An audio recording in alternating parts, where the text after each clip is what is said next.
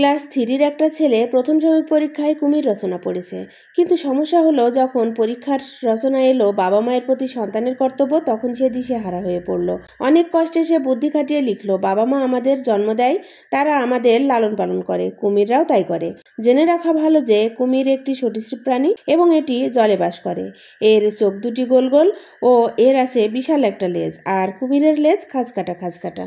এর পরের পরীক্ষায় রচনা এলো গরু, কিন্তু এবারও সে মাথা খাটিয়ে লেখা শুরু করলো যে গরু একটি গৃহপালিত প্রাণী, গরু আমাদের দুধ দেয়। একদিন গরু পানি খেতে নদীতে গেল, নদীতে ছিল বিশাল এক কুমির। জেনে রাখা ভালো যে কুমির একটি সরীসৃপ প্রাণী এবং এটি জলে বাস করে। এর চোখ দুটি গোল গোল, কুমিরের আছে বিশাল একটা লেজ, আর কুমিরের লেজ খাঁজকাটা খাঁজকাটা। শিক্ষক দেখলেন এত ভারী বিপদ, শেষে তিনি অনেক ভেবেচিন্তে রচনার বিষয়বস্তু ঠিক করলেন, পলাশির যুদ্ধ। শিক্ষক মনে মনে ভাবলেন, লেখ বেটা, এবার দেখি কিভাবে তুই কুমিরের রচনা লিখিস। ছাত্র তখন লিখলো, 1857 সালে বাংলার শেষ নবাব সিরাজউদ্দৌলা এবং ইংরেজদের মধ্যে যুদ্ধ সংঘটিত হয়েছিল।